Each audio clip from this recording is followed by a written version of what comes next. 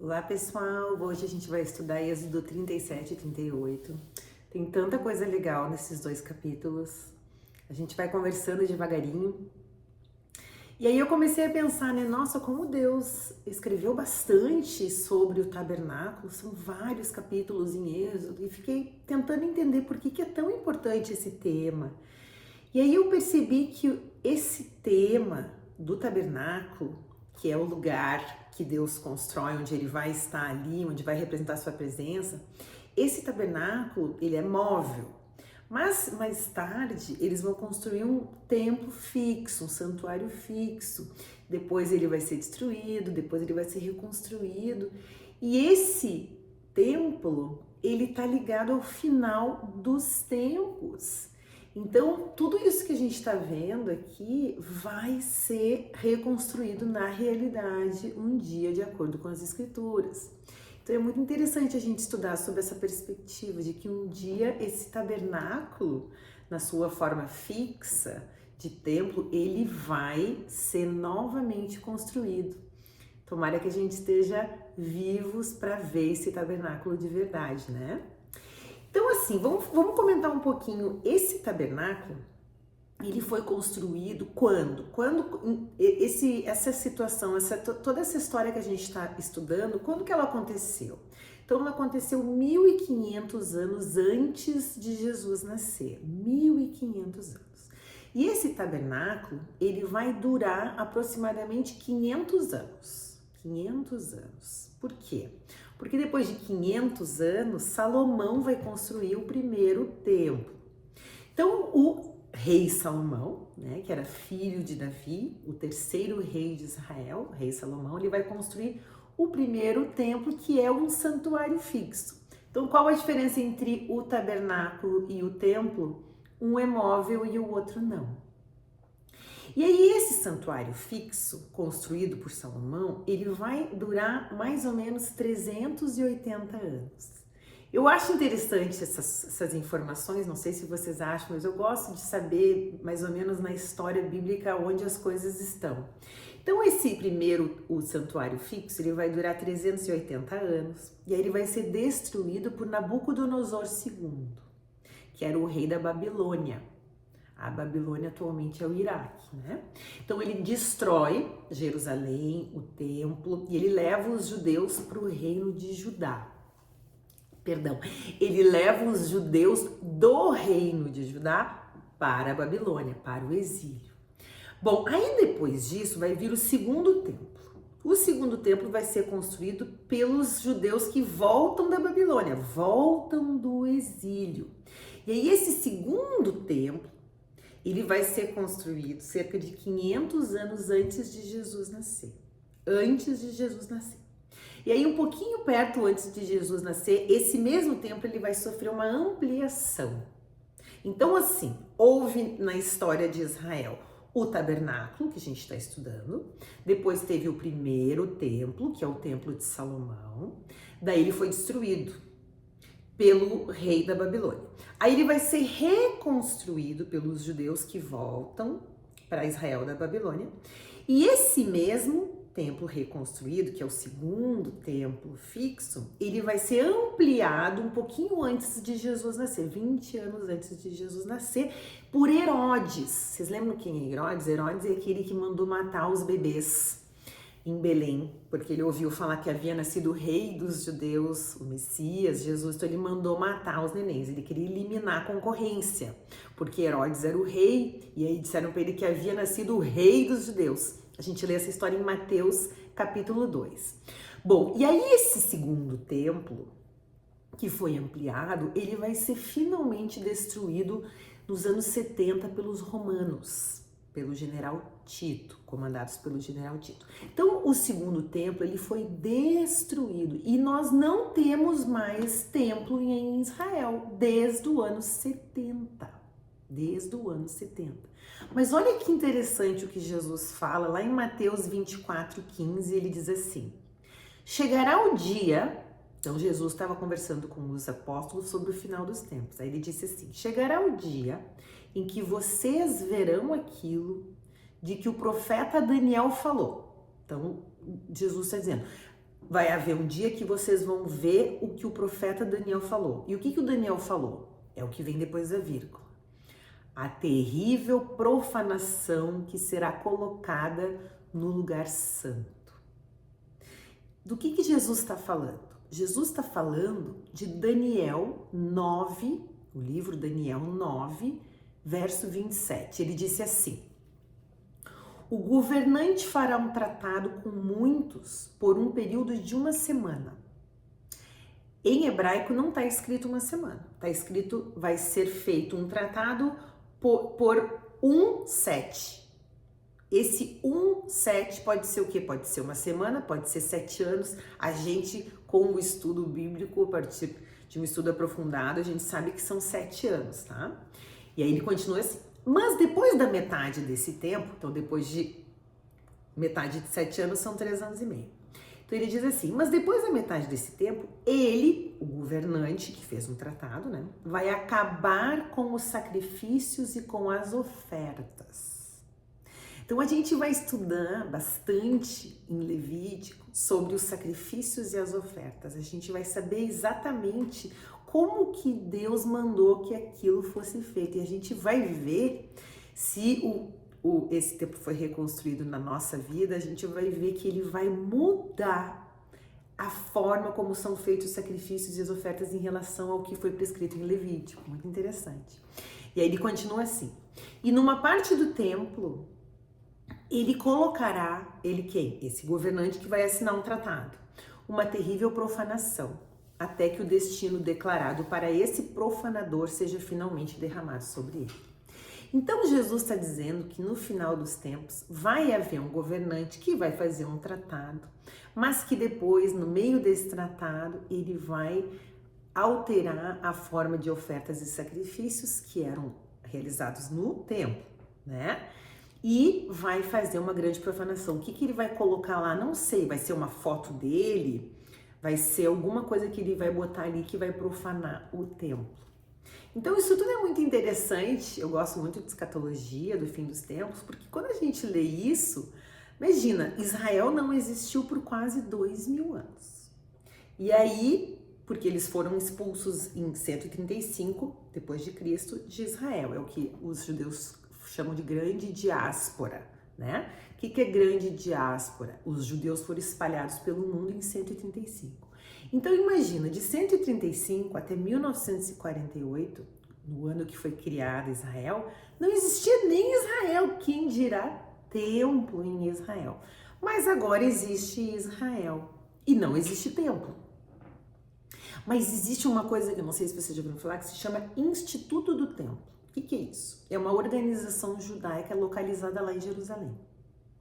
Essa organização está preparando tudo para um futuro templo. Eles já construíram a menorá de ouro, que é o candelabro. Eles já construíram a mesa dos pães da presença. Eles já produziram os utensílios e as roupas dos sacerdotes. E o que falta? Por que esse templo ainda não foi construído? Porque existe o problema é o local.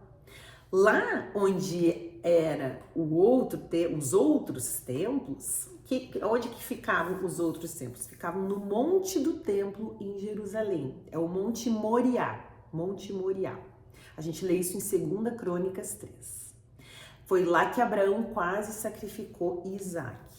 O problema é que lá hoje, esse mesmo local, ele é ocupado por 2 locais, por 2 móveis sagrados do Islã. Então não tem como haver uma construção lá, a não ser que exista, quem sabe um dia, paz entre judeus e muçulmanos, que seria adquirida através do que? De um tratado. E quem sabe não é esse o tratado que vai trazer o governante referido em Daniel 9:27 e que foi referido pelo Senhor Jesus em Mateus 24.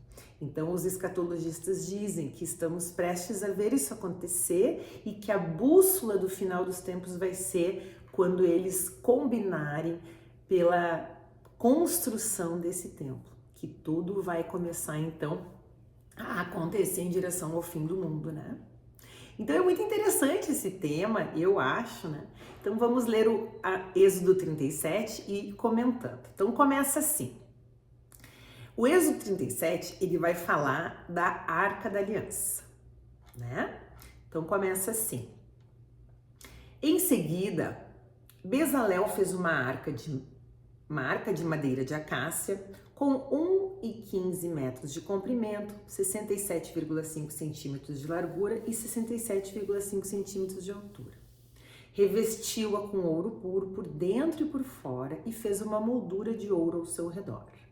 Mandou fundir 4 argolas de ouro e prendeu-as aos 4 pés da arca, 2 argolas de cada lado, que é onde eles carregavam a Arca da Aliança, né? Então eles tinham argolas nas pontas e carregavam a Arca da Aliança.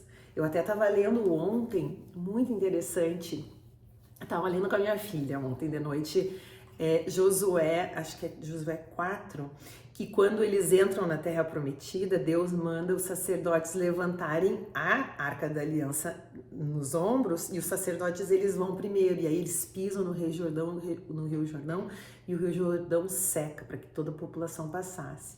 E aí Deus disse, a Arca da Aliança vai ser transportada e vai à frente. Então, muito bacana, né? A gente vai ver várias vezes a Arca da Aliança aparecendo aqui na Bíblia. E aí no verso 6 diz assim, fez ainda a tampa da arca, o lugar de expiação de ouro puro. Então a arca, ela dentro dela, ela vai ter 3 coisas. A gente vai estudando ao longo do tempo. Vão ser os 10 mandamentos, vai ser um exemplar do maná que caía e depois a vara de Arão, que é uma história linda que a gente vai estudar no futuro. Mas a tampa, a parte de cima, era onde havia a expiação, era onde o sumo sacerdote lançava o sangue. Então aqui a gente vê que ela foi construída, né? 1500 anos antes de Cristo. E aí segue verso 7. Fez 2 querubins de ouro batido e colocou um em cada extremidade da tampa. Modelou o querubim em cada extremidade da tampa de modo a formar uma só peça de ouro com a tampa. Os querubins ficavam de frente um para o outro, com o rosto voltado para a tampa da arca. Estendiam suas asas sobre a tampa para cobri-la. A gente já viu em outros vídeos, né, o simbolismo da Arca da Aliança. A Arca da Aliança, ela representa o trono de Deus, né? E ela ficava num lugarzinho lá no fundo do tabernáculo que chamava Santo dos Santos ou Lugar Santíssimo, né? Então o tabernáculo tinha o lugar santo e tinha o lugar Santo dos Santos ou Santíssimo, que é onde estava a Arca da Aliança. E lá dentro apenas o sumo sacerdote podia entrar, né? Só que o sumo sacerdote do Velho Testamento, ele era uma sombra do sumo sacerdote do Novo Testamento, que é Jesus. Então, o sumo sacerdote no Velho Testamento, ele entrava aqui no tabernáculo, no Santo dos Santos, e oferecia o sangue de animais ali na tampa da Arca da Aliança como sacrifício pelo povo de Deus. E no Novo Testamento, Jesus, ele entra de verdade no trono de Deus que fica lá no céu. Só que ele não oferece o sangue de animais, ele oferece o próprio sangue por nós. Então eu fico imaginando quando Deus olha lá de cima dizendo, eu não acredito que a Andréia fez isso de novo. Eu acho que Jesus olha para ele e diz, Pai, eu paguei por esse pecado e com o meu próprio sangue, ele está lá intercedendo por nós.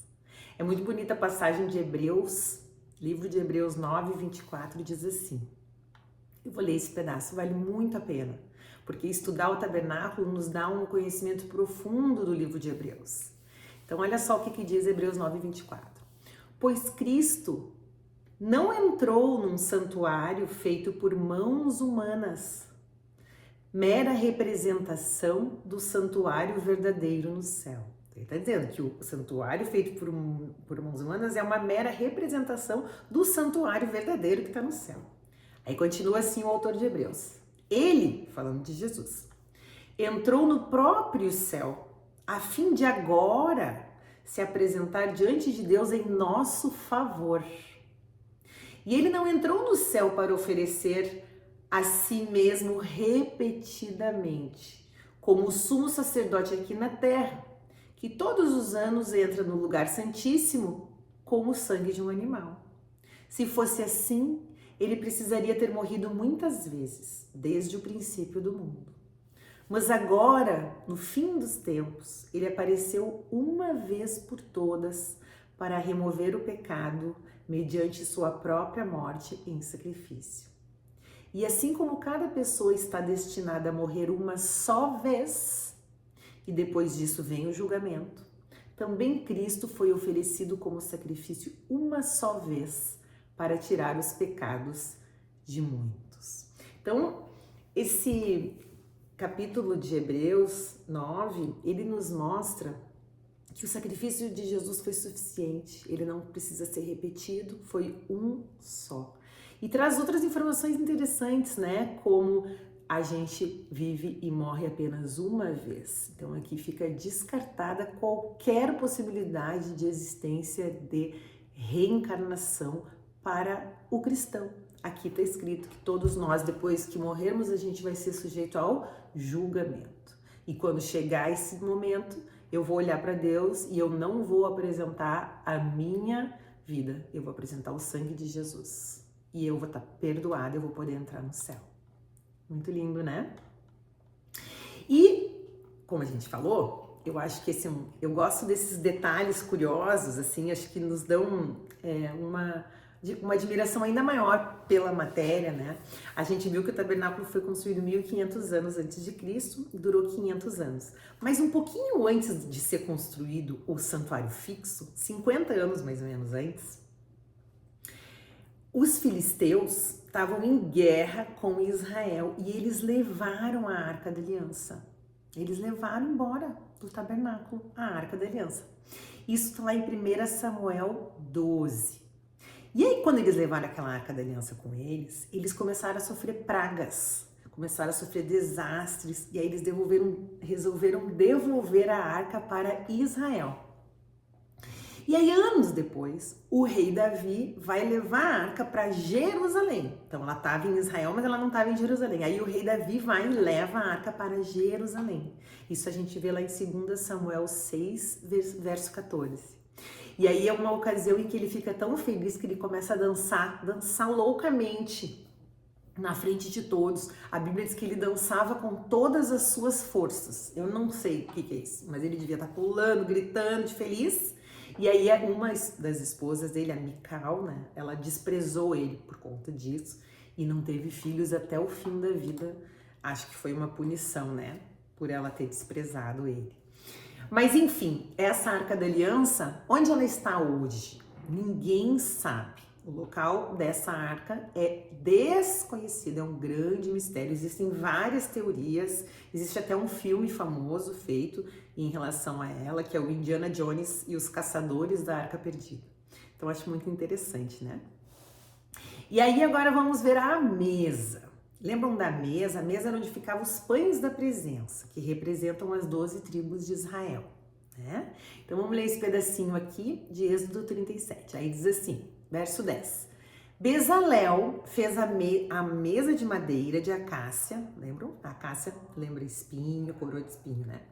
Com 90 centímetros de comprimento, 45 centímetros de largura e 67,5 centímetros de altura. Revestiu-a com ouro puro e colocou uma moldura de ouro ao seu redor.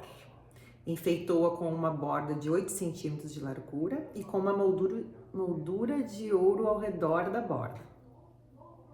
Fez 4 argolas de ouro para a mesa e prendeu-as aos 4 cantos junto aos 4 pés. Prendeu as argolas junto da borda para sustentar as varas usadas para transportar a mesa. Fez essas varas de madeira de acácia e revestiu-a com ouro. Fez ainda recipientes especiais de ouro para a mesa. Tigelas, colheres, vasilhas e jarras para as ofertas derramadas. Então, olha que interessante. Primeiro que a gente vê que tudo era transportável, né? Através dessas argolas, onde eles passavam varas e aí eles carregavam nos ombros essa mesa dos pães. Mas uma coisa que eu achei curiosa, assim, é que esses recipientes que foram feitos de ouro puro, eles têm uma história à parte, né? Porque depois que Salomão constrói o templo, ele vai usar também recipientes de ouro no tabernáculo. Eu não sei se são exatamente esses mesmos, pode ser que sim, mas ele usava então recipientes no primeiro santuário fixo, no primeiro templo, né, 500 anos depois disso. Mas quando o rei da Babilônia, o Nabucodonosor, ele invade, destrói esse templo, ele vai levar esses utensílios que a gente estudou aqui para a Babilônia. A gente lê isso lá em 2 Reis 25, 13 a 17. Vamos ler esse pedacinho, olha que interessante, diz assim: os babilônios despedaçaram as colunas de bronze na frente do templo do Senhor, então o templo de Salomão, as bases móveis de bronze e o grande tanque de bronze chamado Mar. E levaram todo o bronze para a Babilônia. Também levaram os baldes para cinzas, as pás, os cortadores de pavios, as colheres e todos os utensílios de bronze usados para o serviço no templo. O capitão da guarda levou ainda os incensários e as bacias e todos os outros utensílios de ouro puro ou prata. Então, construído aquele primeiro templo por Salomão, depois vem o rei da Babilônia, 380 anos depois, destrói e leva esses utensílios. Tá lá na Babilônia, né? Esses utensílios estão lá, passa-se um tempo, 47 anos, e o rei Belsazar da Babilônia, chamava rei Belsazar, ele dá um banquete, ele faz um festeirê. E aí toma um vinho, fica bêbado e manda trazer os utensílios de ouro do templo para usar. E aí começam a usar, começam a tomar vinho naquelas taças que eram sagradas, elas pertenciam ao templo de Deus. E aí é aquele momento que a gente vê lá em Daniel 5, aquele evento que aparece uma mão escrevendo na parede. E aí eles olham, o que é isso? E aí eles chamam Daniel, e Daniel diz, vocês vão morrer. E naquela mesma noite, que ele usou os utensílios do templo, durante um banquete, o rei Belsazar foi morto, a Babilônia foi invadida por Ciro o Grande, ele era um rei persa, e ele destrói a Babilônia e toma conta ali de tudo. Esse Ciro era persa, ele era iraniano, né? O Irã é a Pérsia. Esse Ciro devolve os utensílios dourados de ouro puro e todos os materiais para os judeus. E ele deixa esses judeus voltar para Jerusalém e reconstruírem o templo, que é o segundo templo. A gente lê isso lá em Esdras, capítulo 1, versos 2 e 3. Olha que interessante, diz assim: assim diz Ciro, rei da Pérsia, o Senhor, o Deus dos céus, me deu todos os reinos da terra, porque ele é o Império Persa, ele dominou todo o mundo. Ele me encarregou de lhe construir um templo em Jerusalém, e ele não era nem hebreu, em Judá. Quem pertence ao povo de Deus, volte a Jerusalém, em Judá, para reconstruir o templo do Senhor, o Deus de Israel que habita em Jerusalém, e que Deus esteja com vocês. Incrível isso, né? Deus usou ele. E aí olha o que diz em Esdras, novamente capítulo 1, mas agora verso 7. O rei Ciro tirou os utensílios que o rei Nabucodonosor havia levado do templo do Senhor em Jerusalém e colocado no templo de seus próprios deuses. Então o rei da Babilônia tinha levado os utensílios do templo de Deus para os templos dos pagãos lá na Babilônia. Ciro, rei da Pérsia, deu instruções a Mitredate, seu tesoureiro, para que contasse esses utensílios e os entregasse ao líder dos exilados que voltavam para Judá. Esta é a lista dos objetos que foram devolvidos: 30 bacias de ouro, 1000 de prata, 29 incensários de prata, 30 tigelas de ouro, 410 tigelas de prata, 1000 objetos diversos. Ao todo havia 5.400 utensílios de ouro e prata. Sesbazar trouxe tudo isso consigo quando voltaram da Babilônia para Jerusalém. Incrível isso, né? Então, os utensílios que foram construídos aqui a comando, né, de Moisés, por determinação de Deus, eles foram, mas eles voltaram. E uma curiosidade que eu acho muito interessante também é que o neto de Ciro, esse Ciro aqui, ele vai casar com Esther. E aí a gente lê no livro de Esther que também o neto de Ciro vai ajudar o povo judeu. Então, um outro líder persa, iraniano, ajudando Israel. Incrível, né? Então, vamos dando seguimento aqui. O candelabro. Então, vamos ler o candelabro. Lembra o que o candelabro representa? Representa a igreja. A gente vê isso claramente em Apocalipse 1:20.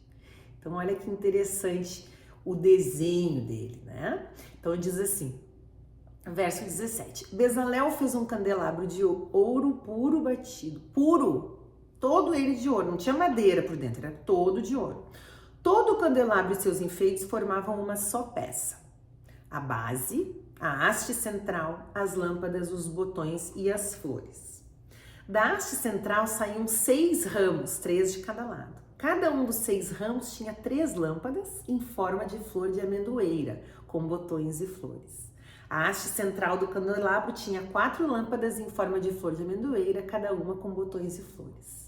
Havia um botão de amendoeira debaixo de cada par dos 6 ramos que saíam da haste central.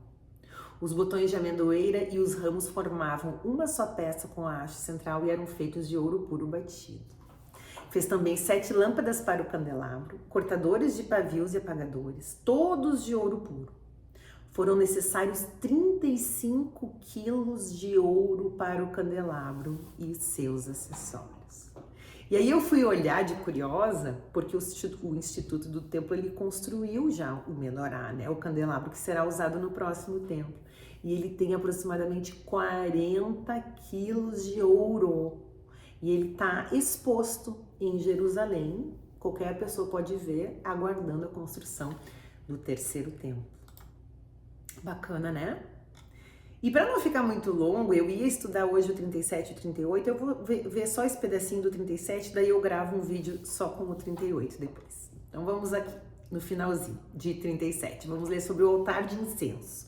Lembra o que é incenso? Incenso representa as nossas orações. Quando a gente ora aqui na terra, Deus sente o aroma das nossas orações no céu. Olha que coisa linda, a gente está aqui orando, agradecendo, pedindo, e aí Deus sente um perfume. Isso está lá em Apocalipse 5:8, né? Então vamos ver a construção desse altar de incenso. Então depois Bezalel usou madeira de acácia para construir o altar de incenso. Ele o fez quadrado, com 45 centímetros de lado e 90 de altura, com pontas em forma de chifre nos cantos entalhados da mesma peça de madeira que o altar. O chifre representa poder, né? Revestiu o topo, os lados e as pontas do altar com ouro puro e fez uma moldura de ouro ao seu redor. Então, sempre as molduras para que botassem as argolas e pudessem carregar, né? Que é o 27. Fez 2 argolas de ouro e prendeu-as nos lados opostos do altar, debaixo da moldura de ouro, para sustentar as varas usadas para transportá-lo. Fez as varas de madeira de acácia e revestiu-as com ouro. Em seguida, preparou o óleo sagrado da unção e o incenso perfumado, usando as técnicas de um perfumista. Então hoje a gente fica por aqui, no vídeo que vem a gente continua, estamos no finalzinho já de Êxodo. Que Deus abençoe, tchau, tchau.